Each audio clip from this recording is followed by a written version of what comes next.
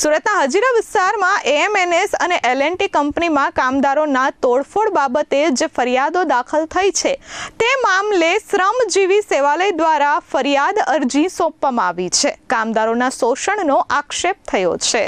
સુરતના હજીરા સ્થિત એએમએનએસ અને એલએનટી કંપનીમાં કામદારોએ પગાર વધારાની માંગ સહિત અન્ય માંગોને લઈ મોટો હોબાળો કર્યો હતો.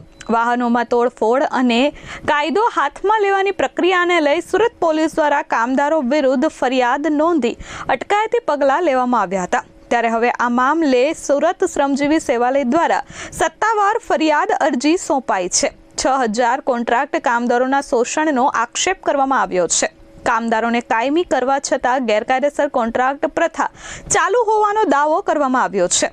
12 કલાક કામ છતાં ઓવરટાઈમ નહીં, ફેક્ટરીઝ એક્ટ 1948 ભંગના આક્ષેપ થયા છે. લઘુત્તમ વેતન, પેમેન્ટ ઓફ વેજીસ એક્ટ અને ILO ધોરણોનો અમલ ન થવાનો આરોપ મૂકવામાં આવ્યો છે. ESI અને PFના લાભોથી કામદારો વંચિત હોવાની ફરિયાદનો પણ ઉલ્લેખ કરવામાં આવ્યો છે અને 26મી ફેબ્રુઆરીની પોલીસ કાર્યવાહી બાદનો મામલો તંગ બન્યો છે, જેથી નિષ્પક્ષ તપાસની માંગ કરવામાં આવી છે. શ્રમજીવી સેવાલયના પ્રમુખ નૈસદભાઈ દેસાઈએ કહ્યું કે શાંતિપૂર્ણ અને અહિંસક માર્ગો હકો માટે લડતની અપીલ છે. એલએનટી અને એનએસ મિત્તલ કંપનીમાં જે તારીખ 26ના રોજ બનાવ બન્યો અને જેમાં પોલીસ તંત્રની કાર્યવાહી થઈ, એ પોલીસની કાર્યવાહી સામે અમે ઇન્ક્વાયરી કમિશનની માંગણી કરી છે અને જે કામદાર કાયદાઓનું અનાદર થાય છે, વાયોલેશન થાય છે, તો એ કામદાર કાયદાના વાયોલેશન માટે એની ઇન્ક્વાયરી કરીને માન્ય labour commissioner Shri, factory inspector Shri અને PFESIC કમિશનર શ્રી એનો રિપોર્ટ જાહેર કરે, એ અમારી અગત્યની અમે માંગણી મૂકી છે કલેક્ટર શ્રી સમક્ષ બી અને અધિકારીઓ સમક્ષ બી. એ અમારી રજૂઆત છે અને અમે ILO, ઇન્ટરનેશનલ લેબર ઓર્ગેનાઇઝેશન અને હ્યુમન રાઇટ્સ કમિશન સમક્ષ પણ આ રજૂઆત કરીને અમે રિપ્રેઝન્ટેશન રજૂ કર્યું છે.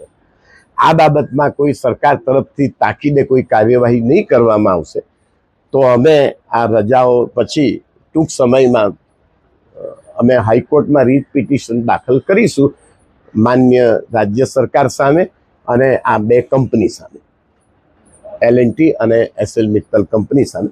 કારણ કે આ બંને કંપની આંતરરાષ્ટ્રીય કક્ષાની બહુ સારામાં સારી વેલ નોન કંપની છે. એમાં આવો અઘટિત બનાવ બન્યો છે અને આ કંપનીના પ્રિમાઇસીસમાં બનાવ બન્યો છે અને કંપનીના કામદારો છે, 10,000 કામદારો છે એમાં. એટલે સુરત શહેરના 20 લાખ 30 લાખ જેટલા કામદારોની સલામતી, શાંતિ, ઔદ્યોગિક વિકાસ અને ઔદ્યોગિક શાંતિને પરસ્પર એકબીજાના સુમેળભર્યા સંબંધો જળવાઈ રહે એ માટે અમને આ કાર્યવાહી કરવાની ફરજ પડે છે. સમગ્ર ઘટના હતી જેને લઈને પોલીસની કામગીરી નિષ્પક્ષ નથી રહી. પોલીસની કામગીરી પર થોડીક શંકા ઉપસ્થિત થાય છે કે કદાચ કંપનીના આગ્રહથી અથવા તો કોઈ બીજા કારણથી પોલીસે 1 રૂપિયાના ચોરને ફાંસીની સજા આપવાનો પ્રયાસ કરે છે. Bureau report S24 news, Surat.